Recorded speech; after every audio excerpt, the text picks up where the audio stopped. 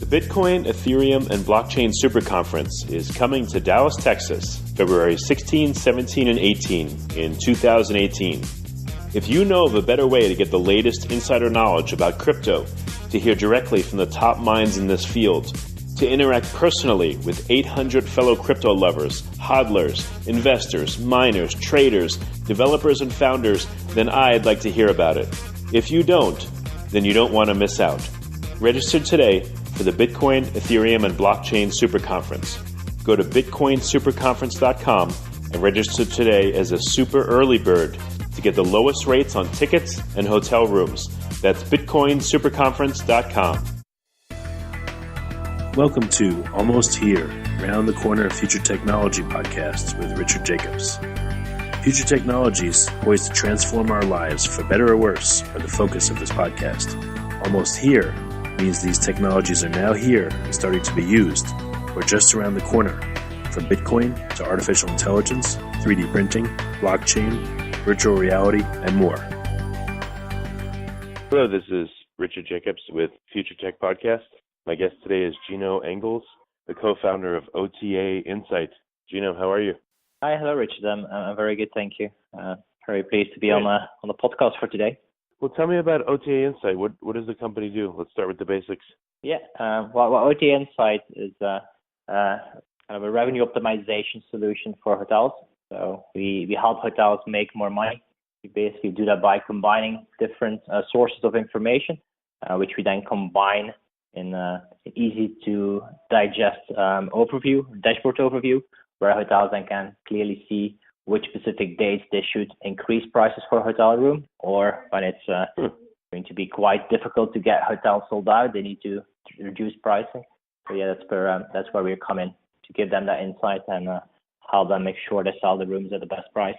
Well, what's happening right now in the system? Where are the inefficiencies, and how are hotels losing money or not gaining enough revenue?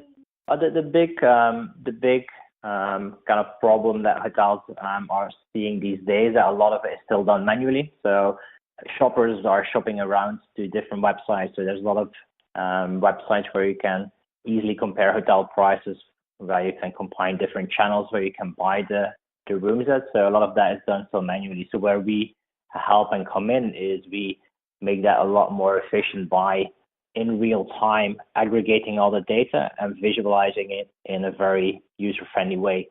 So the hotel manager can directly spot where they're leaving money on the table or where potentially they will need to reduce that. So really taking out the kind of increasing the efficiencies and taking out a lot of the manual work that's still there and then driving efficiencies that way.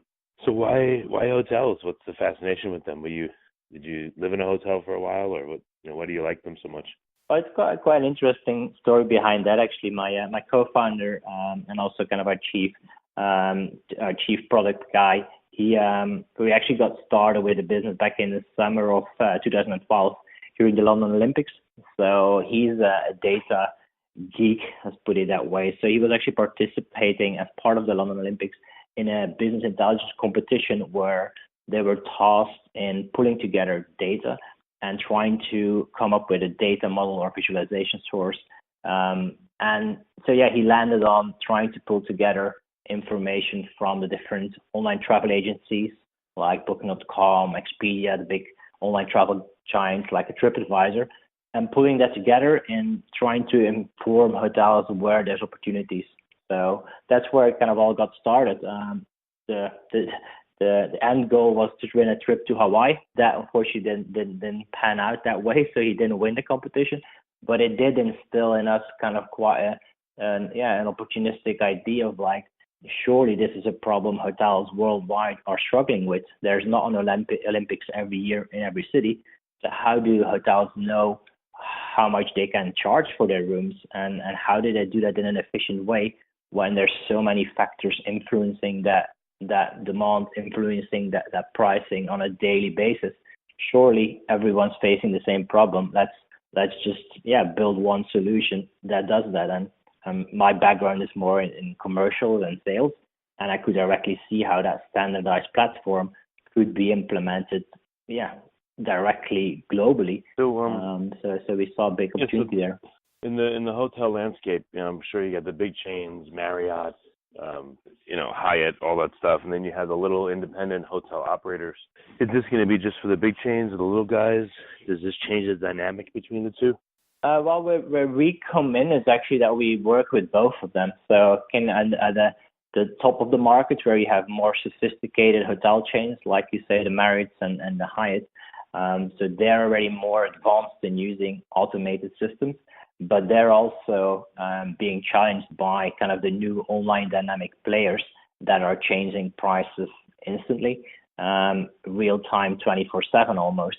So they also need more advanced solutions that are keeping up with those changes in the booking landscape. So if you kind of already see at the top of the market where you have sophisticated chains trying to catch up with the big online travel agencies and how they're pricing their inventory, then you're right, at the other scale of the market, you have the less sophisticated, smaller independents. So for them, it's always been a bigger problem because they don't really have the people who can manage tools, and usually they've also not really had the budget. So we've kind of addressed that as well by making, first of all, a solution that's more user-friendly or more intuitive, so they don't need a PhD or any kind of sophisticated studies to understand the data that we're serving them. And we've also made it accessible in terms of pricing, that they don't have to spend their yearly budget on an expensive solution there. So made it a bit more accessible. So can you give me any specifics on how hotels, because there's a lack of enough data, that they miss out? I don't know, there's a big event in City X, a convention, and hotels are competing for rooms, for instance. What's an example of how hotels could use your model to make more money when they otherwise wouldn't? Yeah, well, so as part of that our tool, we also have like an events module. So kind of very often it happens that, for example, U2 or Coldplay, a big group, announces a concert. What happens then? Of course, the diehard fans directly get online and make sure they book a hotel near the venue. What our solution does is actually in real time add that to their interface, get a notification. So basically the hotel can directly see, let's optimize our rooms because we're going to be filling up that day. So that's kind of the real live interface there. What they would do is directly check, okay, the hotel just around the corner from me, what are they pricing? Have they already increased their pricing?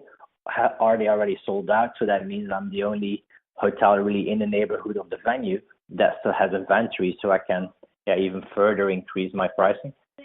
Or maybe in an opposite, like what we've seen now with some of the natural disasters happening in the US, for example, where actually after what happens with Harvey, what we see in Houston, for example, we saw hotels in Austin or San Antonio, so neighboring cities actually lowering prices to make sure they could accommodate for people that needed shelter or that needed that kind of accommodation in a different context. So it's not always by kind of increasing the price to drive profitability. Sometimes also to make sure that people can accommodate for natural disasters. Do you think the big aggregators like Hotels.com and Expedia and all those places, do you think they help hotels or they hurt them? Well, I think they're definitely helping the consumer a lot more. So the person that needs to go and find a hotel at the lowest price. In terms of the hotels, I think they're sometimes being hurt a little bit because, of course, from a cost and profitability perspective, hotels get the most money if people book direct on their own channel of the hotel. Aggregators sometimes advertise channels that have quite a big cost of acquisition, and hotels are not always able to compete with them. So as a result, I think aggregators are often driving consumers to a different booking channel that's more costly for a hotelier. So from that perspective, they are sometimes hurting them more than they're doing them justice. On the other hand, because people are using aggregators, potentially the hotels would not have been found otherwise. So they are definitely bringing eyeballs to the hotel, but at quite a significant cost. Yeah. Okay. Interesting. So how do you actually provide this data? Do you plug into thousands of individual hotels, or do you plug into Expedia and Hotels.com and these places? Like, how do you guys get your data? Yeah, no, it's more like you mentioned the latter. So we're kind of actually not directly plugging in, but kind of pulling our data from the online booking portals. So like the big ones like Expedia, Priceline, Booking.com, also the aggregators like the TripAdvisor, Trivago, Google Hotel Finder. So we're basically build technology that's going to crawl all those channels and pull the pricing of the different hotels and the room type and availability, also review scores. And as I mentioned earlier, we basically also connect with a lot of event databases. So we know what's going to happen and what's going on in any specific city in venues, in football stadiums or in music theaters. So that's all being pulled, and then we're basically aggregating that and trying to visualize that clearly. So that's kind of how the technological model works in the back end. Interesting. Okay. So where's your system at? Are you in beta, or is it just still a concept? And have you had any hotels that are using it yet? Yeah, no, we've actually, so we started back, as I mentioned earlier on, so during the summer of 2012 in the Olympics. So we've actually gone quite a long way since then. So we're now in our 5th year of existence, and we're now currently being rolled out in around 16,000 hotels worldwide. So we've been able to build the product quite quickly. So after our initial start in 2012, we managed to launch the solution in 2013 towards the end. And then been growing quite significantly, especially in the last 2 years, been kind of doubling and tripling year on year. And as I mentioned, now we are running the product in close to 16,000 hotels, working with a lot of the big global hotel chains, and kind of spread across. So our head office initially is in London, but we've now have offices in Singapore, New York, Dallas. So we're spread quite quickly across the globe. And kind of the initial tease is where we thought the hotel market and hotel properties, they're facing the same problem. Turned out to be a winning formula because our interface is the same everywhere. The setup process works the same. So we've managed to scale that product well by kind of staying true to that one single interface. Do you have any case studies yet? Where hotels on average picked up 12% higher room rate revenue, or had a lower vacancy rate? Any metrics yet? Yeah, we're depending on some of the partnerships we have with other vendors or with partners. There are some case studies. One of them kind of being driving the revenue of up to about 15%. A lot of the metrics being used in hospitality are with acronyms. So I think that specific one is where we actually drove the RevPAR, it's basically the revenue per available room, which is a key performance indicator for hotels. So we drove that by 15% by using our data. And that was mainly by being able to drive real-time information. So always using the latest price of the hotel that's online. And also by making sure that we've actually have more granular data. So rather than just having a price for a specific room, we were actually being able to give a lot more granular detail. So hotels can actually charge a significant premium for their master suite or their presidential suite. So it's quite granular data, but by being able to provide that, hotels know how much can we charge extra for people, specific consumers that are looking for that luxurious experience in the master suite. So that's been quite profitable undertaking for those consumers. Interesting. Does this so do you have any major players that are interested in doing this or testing it, or I don't know if you could reveal customers or not, but where are you seeing interest, and how many people are using the system so far? Yeah, well, we've been working with quite a few of the big global names. So some of the ones that we can talk about is like with Best Western, Carlson Razor. We've done actually recent press releases around them, and also they've kind of participated in some case studies on how much they've been able to reduce, because one of the issues that we're also addressing is making sure that hotels have the best price on their own direct channel. So one of the issues they're being confronted with is that these aggregators are sometimes pushing lower rates out in the market, whereas hotels always want to have the best price on their own channel. So like with Best Western, we've done one of these projects where they actually managed to what they call kind of rate disparities. So where different channel has a lower price than bestwestern.com, we managed to reduce these instances by around 75%. So they've been massively reduced the amount of leakage. So they've got a lot more direct business, and direct business is more profitable. So they're very, very happy. As I mentioned, costs on Razidor, so the Radisson Country Inn and Park Inn brands, so they've all come online onto our platform over the past year, it's going very well. Okay, very interesting. So what's the roadmap for the next 6 months or a year? Are you going to expand to rental cars or anything else, or just stick with hotels? And what's coming out from you guys over time? Well, we're so far still going to stick with hotels for now. There's still a lot of work to be done. As I mentioned, we've mainly been focused on the collecting and analyzing the public data, so what's out there in the market. One of the avenues we're going to go down in the future is actually also starting to integrate internal hotel data. So looking into what's the performance of the hotel, where are they getting their business from, which different source markets, so are they kind of attracting a specific target audience from a specific market. So we have all the external data. By combining that with hotels' internal data, we're going to be able to give them a lot better recommendations on where they should be focusing on, where they're kind of potentially missing out, or where in the future they could be gaining a lot more revenue.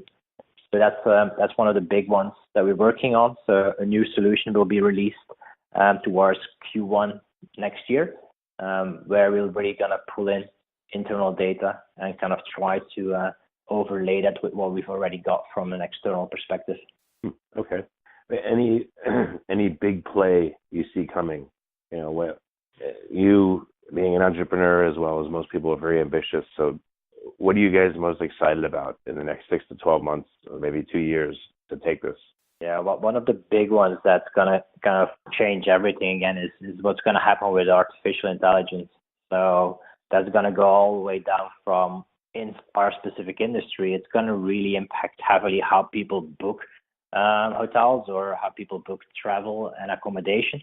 So being able to understand how artificial intelligence is going to book rooms is going to directly impact on how hotel companies are going to price and are going to try to advertise to that potentially artificial helping hand that's going to be able to book the room. So I think that's really going to transform every industry in the world, and I think hospitality will be massively impacted. So we're kind of already looking at, first of all, how we can use with our big data sources we've got at the moment, I think around 30 billion lines of data that we've been collecting over the last 5 years. So we're also looking how can we use some of these data points to more to start using it as a predictive indicator. So starting to use AI ourselves to help hotels spot opportunities. But yeah, from the other side, I think it's definitely going to impact everyone in this industry quite significantly over the coming, probably talking a bit further out, probably more 5 years out. But it's something we're already very, very heavily involved in as well. The next time you stay in a hotel, you might be tossing and turning, wondering if you paid too much for the room. that's definitely the case very often. I always go and check before I book a hotel. Go and check in our own software whether we've not overpaid. That's for sure. I'm just teasing, but are you going to make a tool like this for consumers, or do you think that's that's playing both sides? That's not a nice thing to do. I think it's mainly when kind of going back to the starting point initially, like the competition that my co-founder was involved. Most of the other competing offers were B2C plays. We kind of made quite a conscious decision to go into a B2B environment, because from a SaaS company where we were working in B2B at that moment was actually a lot more interesting, because of course it's it's a lot more scalable. It's a lot more predictable. It kind of helps us actually from a company perspective to be able to build a bigger business.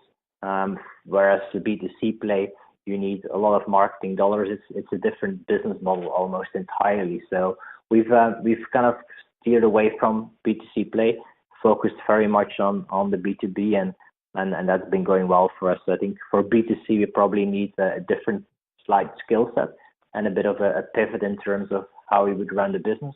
So we're gonna hold off on that for now. All right, very good. So Gino, how can interested parties find out more about your company and interact with you? What's the best way to do it? Well, the best way to is go to our website. So that's www.otainsight.com.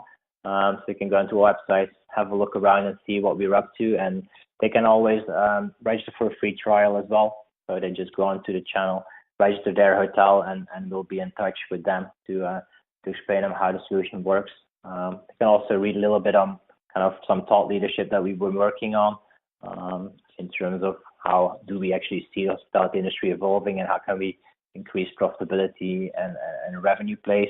I think that's the best way. We're also quite heavily involved in any different events or webinars. So we've actually got a webinar going on tomorrow. So if any people are interested, again, just go to the website and you'll find some more information there.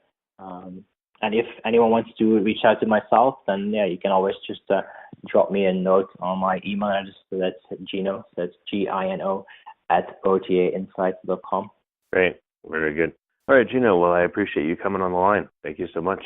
Thank you very much, Richard. It was a pleasure. The Bitcoin, Ethereum, and Blockchain Super Conference is coming to Dallas, Texas, February 16, 17, and 18 in 2018. If you know of a better way to get the latest insider knowledge about crypto, to hear directly from the top minds in this field, to interact personally with 800 fellow crypto lovers, hodlers, investors, miners, traders, developers, and founders, then I'd like to hear about it. If you don't, then you don't want to miss out. Register today for the Bitcoin, Ethereum, and Blockchain Super Conference. Go to bitcoinsuperconference.com and register today as a super early bird to get the lowest rates on tickets and hotel rooms. That's bitcoinsuperconference.com. You have been listening to Almost Here, Around the Corner Future Technology podcast with Richard Jacobs. Subscribe to this podcast, post a review to discover more future technologies that are poised to transform our lives for better or worse, such as Bitcoin, artificial intelligence, 3D printing, blockchain, virtual reality, and more.